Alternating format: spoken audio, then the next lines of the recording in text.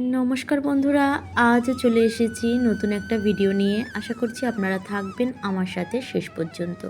অবশ্যই থাকবেন, না হলে যে কথাগুলো আমি বলতে চলেছি এ কথাগুলো শুনতে পাবেন না। তাহলে চলুন শোনা যাক। ভগবান শ্রীকৃষ্ণ আগেই সাবধান করেছে, খিদেতে মরে গেলেও উল্টো রথের দিন ভুলেও এই সবজিগুলো মুখে তুলবেন না। আপনারা যদি ভুল করেও এই সবজিগুলো মুখে তোলেন তাহলেও আপনার পরিবারের অমঙ্গল হবে, এটা সুনিশ্চিত। আর বিশেষ করে স্বামী, সন্তান, বাড়ির আরও অন্য মানুষজনদের কথা চিন্তা করে এই দ্রব্যগুলি সেই দিনের জন্য ত্যাগ করাই উচিত বলে আমার মনে হয়। আর হ্যাঁ বন্ধুরা, আপনারা যদি না জেনেও এই সবজিগুলো মুখে তুলে নেন তাহলেও কিন্তু নিজের বিপদ নিজেই ডেকে আনছেন। হ্যাঁ বন্ধুরা, একদম ঠিক শুনেছেন আপনি। আপনার জীবনে একদম নরক সমান যন্ত্রণা নেমে আসবে, আপনার জীবনটাকে ছাড়খাড় করে দেবে, আর সেই সাথে আর্থিক দিক থেকে ভীষণ পরিমাণে বিপর্যয়ও দেখা দেবে। শুধু তাই নয় বন্ধুরা, আপনাদের বাড়িতে অশুভ শক্তি বিরাজ করবে আর অসুখ বিসুখ একদম ছাড়বে না। বন্ধুরা, এই 3-4টি জিনিস আমরা তো আমাদের জীবন থেকে বাদ দিতেই পারি, তাই না? একটা দিনের জন্য যদি ভুল করেও আমরা যদি দাঁতে কাটি তাহলেও কিন্তু বিপর্যয় নেমে আসবে। আর বিশেষ করে প্রভু জগন্নাথ দেব এতটাই রুষ্ট হবেন যে আপনার জীবনে আপনার স্বামী সন্তানকে এতটাই বিপদের মুখে ফেলবে যে সেটা কল্পনারও বাইরে। বন্ধুরা, আপনারা যেমন এই 3-4টে সবজি দাঁতে কাটবেন না, তেমনি বাড়ির বাইরেও কিন্তু খাওয়ার চেষ্টা করবেন না। বন্ধুরা, সেই সবজিগুলোর নাম অবশ্যই এক্ষুনি বলবো, আর আপনারা আমি জানি অতিষ্ঠ হয়ে গেছেন সেই সবজিগুলোর নাম শোনার জন্য। আর তার আগে বলে রাখি, কেউ যদি আজকে আমার চ্যানেলে নতুন এসে থাকেন তাহলে অবশ্যই সাবস্ক্রাইব করে পাশে থেকে যাবেন। তাহলে চলুন, অনেক তো কথা হলো, এইবারে মূল কথায় যাওয়া যাক। উল্টো রথের দিন যেই সবজিগুলো খাওয়া বারণ তার মধ্যে প্রথম সবজিটি হলো পটল। শুনে অবাক হচ্ছেন তো? যারা যারা উল্টো রথের দিন পটল ভাজা বা পটলের তরকারি খাবেন বলে আশা করে আছেন তাদের উদ্দেশ্যে বলছি, পটল খাওয়া থেকে বিরত থাকুন। তবে হ্যাঁ, এই উল্টো রথের দিন কেন পটল খাবেন না সেই বিষয়ে শাস্ত্রমতে বলা হয়েছে, প্রভু জগন্নাথ দেব যে জ্বরে আক্রান্ত হয়েছিলেন সেই জ্বরের সময় জগন্নাথদেব নিজে রাজসজ্জা ত্যাগ করে পটলের বালিশে শুয়েছিলেন। আর সেটা রথযাত্রার দিন থেকে উল্টো রথ পর্যন্ত। তাই কোনো ভক্ত যদি বাড়িতে পটল রান্না করেন তাহলে প্রভু জগন্নাথ দেব তার ওপরে অত্যন্ত রুষ্ট হয়ে যান। এর ফলে আমাদের শরীরে একের পর এক বড় বড় রোগ ব্যাধি দেখা দিতে পারে, আর সেই ব্যক্তির জীবনে নেমে আসে চরম অমঙ্গল। যাই হোক বন্ধুরা, এরপর দ্বিতীয় যেই সবজিটির কথা আপনাদের জানাবো সেটি হচ্ছে শাক। এই সময় যে কোনো সবুজ শাক অবশ্যই খাবেন না। তার মধ্যে উল্লেখযোগ্য কিছু শাক আছে, সেগুলি হলো কলমি শাক, পুঁই শাক, নোটে শাক, লাল শাক আর লাউ শাক। এইগুলো তো একদম খাওয়া চলবে না। আর হ্যাঁ বন্ধুরা, আমরা একটা কথা সব সময় শুনে আসি যে ভুল করে যদি কোনো কিছু করা হয় কিংবা কোনো কিছু খেয়ে নেওয়া হয় তাহলে নাকি ভগবান ক্ষমার চোখে দেখেন, কিন্তু এক্ষেত্রে ভুল করেও কিন্তু এই সবজিগুলো একদম খাওয়া চলবে না।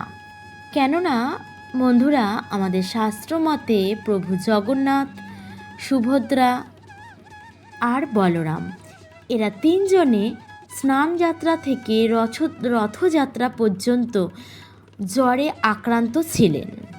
আর এই সময় পটলের বালিশের ওপর মাথা রেখে কলমির শাকের শয্যা তৈরি করে তার ওপরে শুয়ে থাকেন। তাই পবিত্র রথের দিন এই কলমি শাক আর পটল একদম হাতেও ছুঁয়ে দেখা চলবে না। বন্ধুরা, আপনি যদি এগুলো মেনে চলেন তাহলে কিন্তু প্রভু জগন্নাথ দেব আপনার ওপরে সব সময় কৃপা বজিয়ে রাখবেন। এরপর যে সবজিটির নাম বলবো সেটি হলো তিতো জাতীয় সবজি উচ্ছে। বন্ধুরা, ভুল করেও কিন্তু রথের দিনকে এই উচ্ছে বা করলা দাঁতেও কাটবেন না। কারণ বন্ধুরা, আমরা সকলেই জানি প্রভু জগন্নাথ দেবের যে কাঠামোটি সেটি কিন্তু নিম কাঠের দিয়েই তৈরি করা হয়েছে। আর রথযাত্রা চলাকালীন এই নিম পাতা তো খাওয়া চলবেই না, তার সাথে সাথে যে কোনো তিতো জিনিস থেকে যদি একটু দূরে থাকেন তাহলে প্রভু জগন্নাথ দেব কিন্তু আপনার ওপর কৃপা করবেন। কিন্তু বন্ধুরা, এই কথাগুলির থেকেও গুরুত্বপূর্ণ একটি কথা হলো উল্টো রথের দিন স্পেশালভাবে যেটি খাওয়া একদমই উচিত নয়। কোনো সামুদ্রিক জিনিসপত্র কি আর মানুষে খায় বলুন? এক মাছ ছাড়া আর তো কিছু খায় না বলে আমার মনে হয়। তো যাই হোক, সেই সমুদ্র থেকে যে মাছগুলো আসবে সেগুলো একদম ছোঁয়া চলবে না। এই সময় নিরামিষ খাওয়াটাই সবথেকে ভালো। কিন্তু আমরা আমাদের জিভকে কি সবসময় লাগাম দিয়ে উঠতে পারি? আমরা কিন্তু অনেক সময় মাছ, মাংস আর আমিষ জাতীয় খাবারই কিন্তু খেয়ে থাকি, কিন্তু এটা যদিও বা উচিত নয়।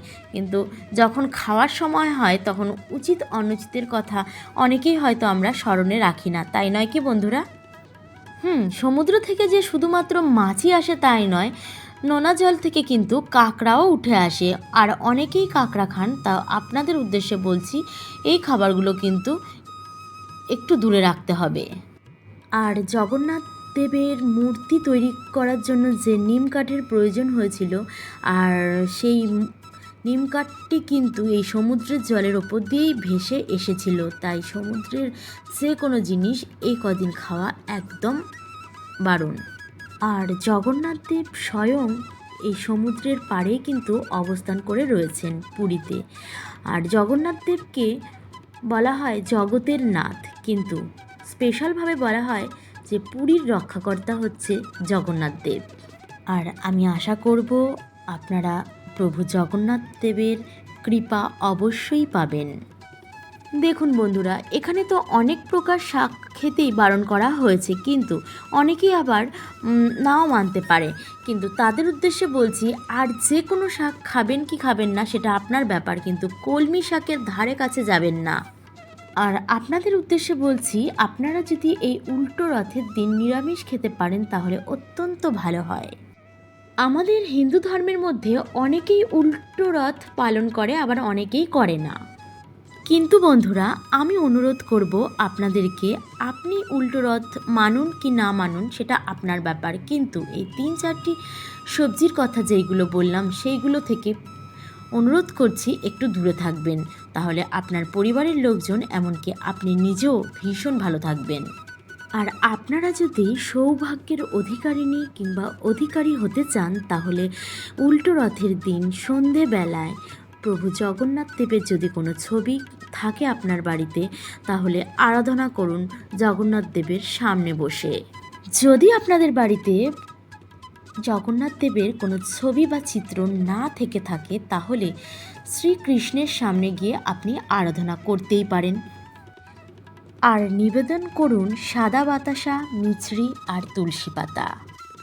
যদি এই 3টি জিনিস দিয়ে আপনি জগন্নাথ দেবের সামনে আরাধনা করেন তাহলে জগন্নাথ দেবের কৃপা সব সময় আপনার ওপর বর্ষিত হবে। তাহলে বন্ধুরা, আজকের মতো এই পর্যন্তই। আবার দেখা হবে অন্য একটা নতুন ভিডিওর সাথে। ততক্ষণ আপনারা সবাই ভালো থাকবেন, সুখে থাকবেন আর একে অন্যের সাথে জুড়ে থাকবেন। জয় জগন্নাথ। নমস্কার।